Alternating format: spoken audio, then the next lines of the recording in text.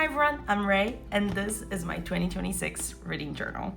I got this beautiful green Tiefossi square journal for Christmas, and I set it up over Christmas break, and now I'm gonna show it to you guys what I have going on for my 2026 journal. First of all, it was really fun, like setting up in a square journal. I made so many plans before I even touched pen to paper, so it's really fun seeing how it turned out. So I took advantage of like this first page. I did my little cover page and my rating system. I put it here because it's like the easiest place to go to. And I kind of know this by heart by now because I used the system last year. But just so I have it if I need it, especially for the nonfiction. So for these, you rate everything. I changed a little bit. Last year, I rated everything out of 10 and then I divided and had like a whole system for stars. This year, I'm gonna rate everything out of 5 and get the stars out of that. I think it makes a bit more sense and less math as well, makes it a bit easier. So I have my Carpe Diem rating system here, and then I have my nameplate with my goals. I have very simple goals, honestly. I put down 60 books, so about 5 a month. Read 6 Latino books, because I have a challenge that I made for myself to read Latino books this year, so I put that down there. Finish 3 series. I didn't realize how many series I had going on until I wrote down a series tracker page last year, so let's finish a couple. And then read 15 physical books. So last year in 2025, I read, I think 10 physical books, and I have a lot of physical books on my shelves that I need to read. So hopefully 15 at least, right? And then starting off the year, I have my calendar. I have everything. And this will be my year in pixels, basically. I did it like this because I actually quite liked having the calendar like this last year, and then I had the calendar and the year in pixels, so I decided to combine the two, and this will be my year in pixels. I'll mark every day I read as like, I'll just paint it, and then if I finish a book, I'll do a little dot, and then the little space after will be the number of books I read that month. Very simple. I love this PT tape that I got. I'll try to link everything. I think I have the links for everything, or most things. I'll figure it out and then I'll try to link it below. But this one, for example, I got it at Hunji gift shops in the Hunji gift shop in Toronto. So I can't link this one, but I'm sure there are places where you can find something similar. This is my bookshelfie. For last year, I did format, and this year I'm gonna do book genres. I have a couple here. I put down what I want to read and what I read the most. So like contemporary fiction, fantasy kind of deal, mystery, I read a lot. But then I have others like classic fiction that I want to read, horror, I want to try to get my toes into that. So I have like a mix, and then I have just a little other to be able to have something different and not have 3,000 colors. This was already a lot of colors to figure out, and then I just drew this out. It took like 3 days, honestly, because there was a lot going on. Actually, no, it took me like 2 days. Anyway, this was really fun to draw it out, and I had a lot of fun doing the little bits and the bobs on it. And then I have like 79 books. I should have done 80, but I didn't count until I finished. But I have a goal of 60. This year I read like 72. Or 2025 or like 71, 72. So this is more than what I did in 2025, so it should be fine. If not, I'm sure I can do a tip-in or something. I don't think I'll need a tip-in, but we'll go with that. And then I am doing I did like a little tab system, which I thought was really fun to try to do. And for my books read, because last year I had like just a long list and I didn't really like that, so I decided to just do the book covers and have the books in 2026, and I have 2 pages for that, so about 80 books of space for that. And then I have this page, which I have a really cool plan for it. Hopefully it works. I have book formats on this side and book length on this side. So for each book I read, I'll do like the number of the book, so 1, 2, 3, and so on, and do a little doodle around it, and then it will be in the color of my key, basically. So that's what we're going for. So this should be a fully illustrated page by the end of it. And I have like a very faint line work around this that you probably can't see on camera, just so I know the size that each doodle should be. Next up, I have my craziness that this turned out to be. I have the release year and the star ratings. I really love these stickers that I got from, oh, what's her name? I got these last year from her store. I'll link her down below. Mikani? Oh, I forget it now. But she's a Brazilian artist that has beautiful stuff on her website. I got like this whole sticker sheet, and it's beautiful. So I have a couple of those. And then on this year, on this side, I have release year. And then what I did was up from 2026 to 2020, these are a little bit bigger. And then I have like double space on here if we get there and it's like, oh my God, I read over. Because I think I did like 15 and then 5 more. So this should be like 20 spaces. So fits more if needed. And then DNF, and then star ratings, I did DNF 2 to 5 with halves in the middle. And because last year most of the books I read were 3.5 and 4 stars, I did the extra little space for the 3.5 and 4 stars. So like we have 20, if more, so be it. Because I think I had like 30 books rated 4-star last year, so I didn't want to take all over the space, so I did a little rigmarole on the tables here.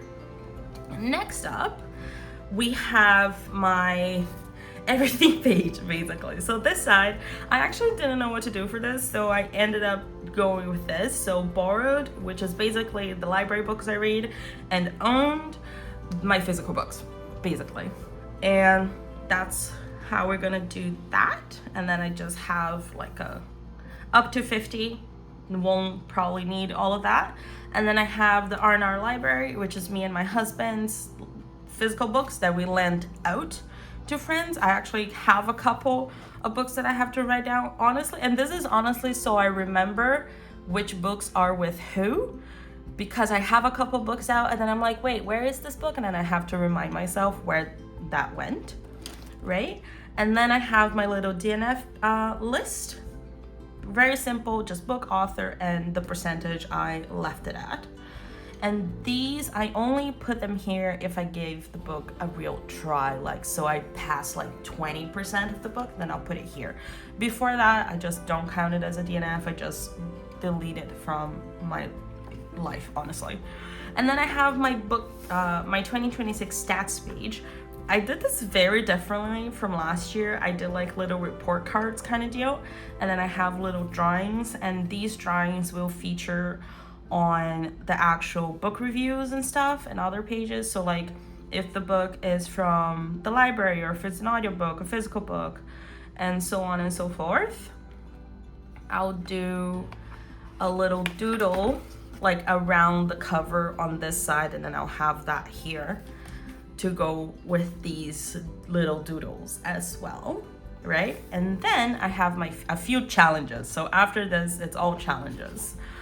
Oh, actually no. First of all, my series tracker, which is sort of a challenge. I have the challenge of finishing a couple of these series, right? I have a couple of easy ones, which is like Days of the Morisaki Bookshop. That's just another book. Iron Widow, I'm waiting for the next book, so I left it there. Game Changers, I'm obsessed with it, so let's go.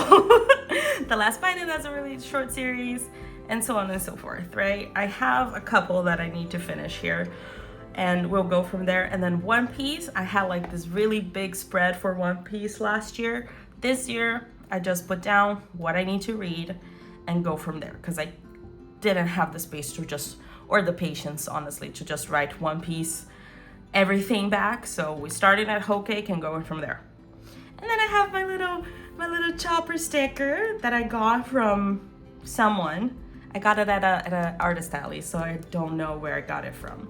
But look at it, he's so precious, so I had to put him by one piece there.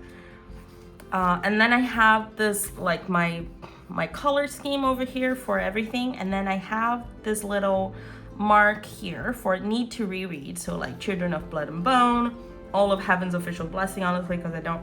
And this is like books that I read too long ago that I need to reread because I don't remember what the hell's going on anymore. And then we have row for reading. So I'm actually gonna do this right now. So these are all physical books that I have in my shelves that I need to read. These are not all of my physical books. These are just physical books that I've had for a couple of years now. At least all of them have been on my shelf for at least a full year.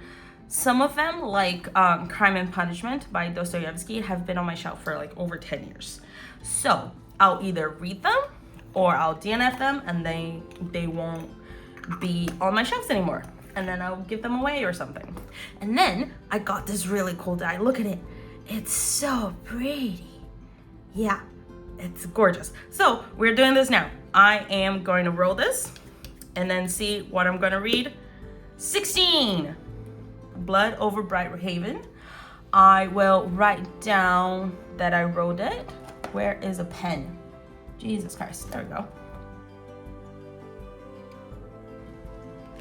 And this will be my read for January for this challenge. And then if I finish it and then I still have time, I'll roll it again for the same month.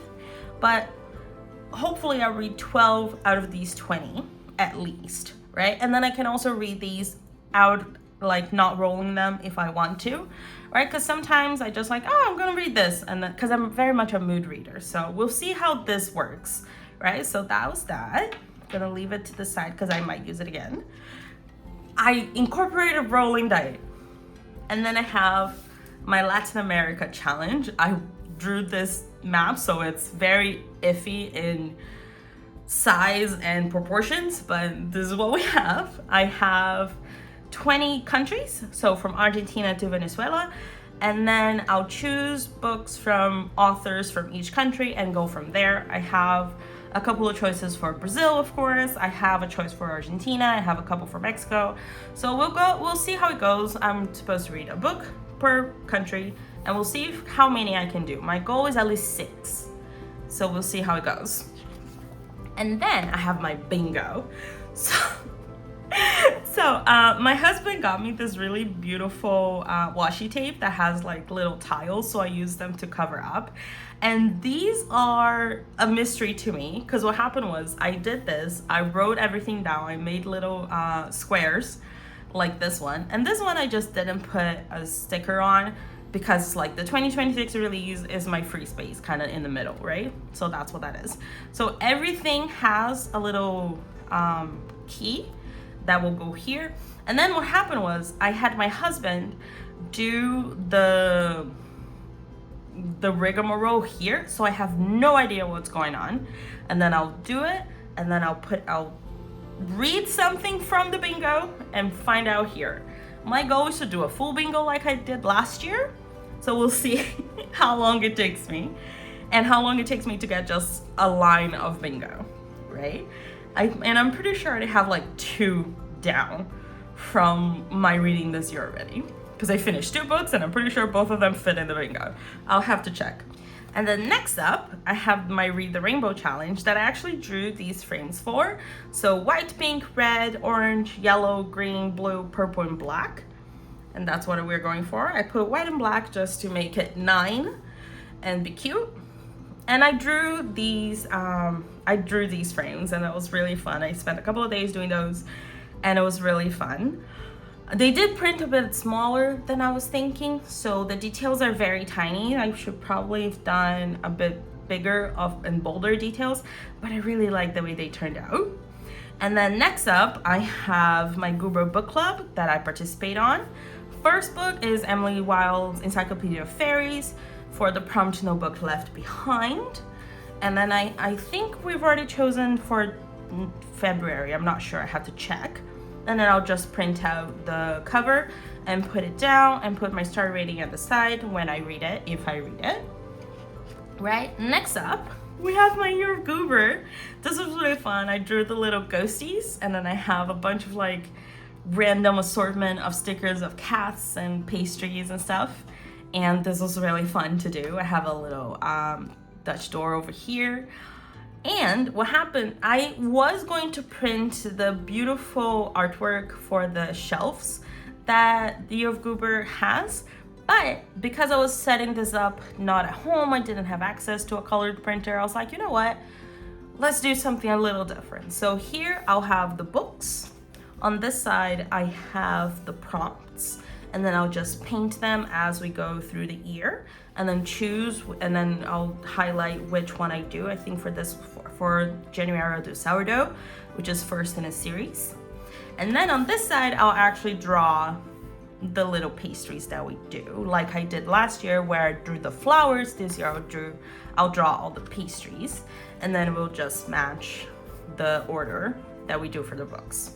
Right, and that is my Year of Goober, and it turned out so cute. Look at that. I'm really happy with the 2 goobers that I drew. And then next, I have a new challenge, TBR Raton 2026 Lost in the Library. So I'm actually gonna roll for this as well. I am going to okay, we're gonna be on adult fiction, and then I'll walk a certain number of things and see where we land, and that will be my January prompt, which will be 5 steps. So 1, 2, 3, we'll go left, 4, 5. And LGBTQIA plus author. I'll have to find out if someone is out and about talking about things. I will be coloring that in this color. And this will be where I'm at for my next roll. There we go. And that would be my January prompt. And we'll see how it goes. Actually, let me write that down as well. There we go. And that will be my January prompt for Lost in the Library. And then my last page that I have set up is my Buzzwordathon. And then I have the titles and the covers. Because last year I did titles on my journal, but covers I only did on Storygraph. And covers was really fun. I had that done in like 6 months. It was great.